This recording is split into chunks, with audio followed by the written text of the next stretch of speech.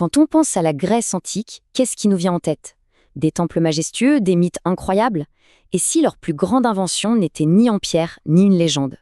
Aujourd'hui, on plonge ensemble dans le monde des anciens Grecs pour comprendre qui ils étaient vraiment et surtout quel héritage politique ils nous ont laissé. Bon, pour commencer, il y a une chose essentielle à piger. Le monde grec, ce n'était pas un seul grand pays. Non, c'était plutôt une multitude de communautés éparpillées tout autour de la Méditerranée. Ce qui nous amène à la question de fond. Qu'est-ce qui faisait qu'un Grec se sentait grec? Qu'est-ce qui pouvait bien les relier par-delà les montagnes et les mers? Eh bien, la réponse, elle se trouve dans ce qu'ils avaient en commun. Et tout part d'une culture incroyablement riche et surtout profondément partagée.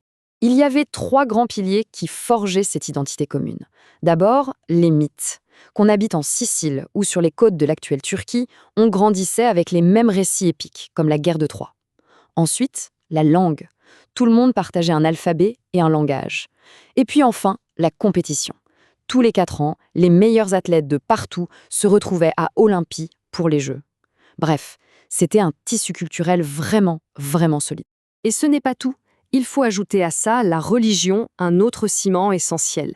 Les Grecs partageaient le même panthéon de dieux, de Zeus, le grand patron du ciel, à Athéna, la déesse de la guerre. Partout, ils leur rendaient hommage, dans des temples, souvent en sacrifiant des animaux. C'était une pratique universelle qui renforçait ce sentiment d'appartenir à un même monde. Ok, maintenant qu'on a vu ce qui les unissait, regardons un peu comment ils interagissaient avec le reste du monde. Et là, l'histoire a 2 visages, celui de la création et celui du conflit. D'un côté, il y avait la colonisation. Faut bien voir que les Grecs, c'étaient de grands navigateurs. Ils ont fondé des cités tout autour de la Méditerranée, Marseille et Nice par exemple. C'est eux. Et ils ont propagé leur culture. De l'autre côté, il y avait la guerre. Ils ont su s'unir pour repousser des ennemis communs comme les Perses, mais, et ça c'est un point crucial, ils passaient aussi leur temps à se battre entre eux pour la suprématie. Et toutes ces guerres contre les Perses, ça a eu une conséquence énorme, l'ascension fulgurante d'Athènes. Après ces victoires, Athènes est devenue, sans discussion possible, la cité la plus puissante et la plus influente du monde grec. Et ça, c'est un point super important à garder en tête pour la suite. Allez, on va zoomer un peu pour regarder de plus près comment leur quotidien s'organisait. L'unité de base de la société grecque, le véritable cœur de leur identité, c'était la cité. Alors, une cité, qu'est-ce que c'est exactement? Attention, ce n'est pas juste une ville comme on l'entend aujourd'hui. Non, c'est un véritable petit État complètement indépendant, avec sa ville fortifiée, mais aussi toute la campagne autour qui la nourrissait. Être grec à l'époque, c'était d'abord être citoyen d'une cité. Un Athénien, un Spartiate, un Corinthien.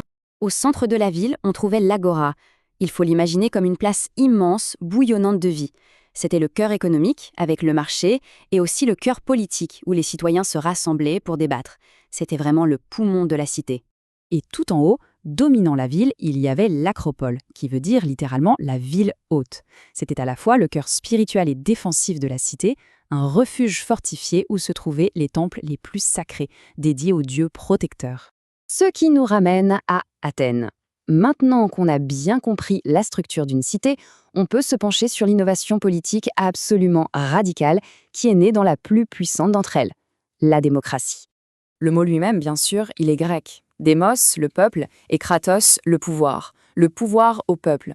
L'idée est d'une simplicité désarmante, mais pour l'époque, c'était absolument révolutionnaire. Mais concrètement, comment ça marchait? C'est fascinant. En fait, ils utilisaient un système mixte. Pour certains postes clés, les citoyens élisaient leurs dirigeants. Mais pour beaucoup d'autres, ils faisaient un tirage au sort.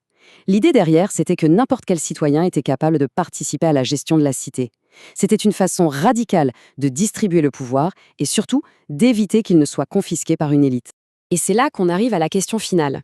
Quand on pense à ce système de tirage au sort, mais aussi au fait que ni les femmes, ni les esclaves, ni les étrangers n'étaient considérés comme des citoyens, est-ce qu'on peut vraiment dire que nos démocraties modernes sont les descendantes directes de celles d'Athènes? C'est une question complexe qui nous montre à quel point leur monde, même s'il est à l'origine de beaucoup de nos idées, était aussi profondément différent du nôtre.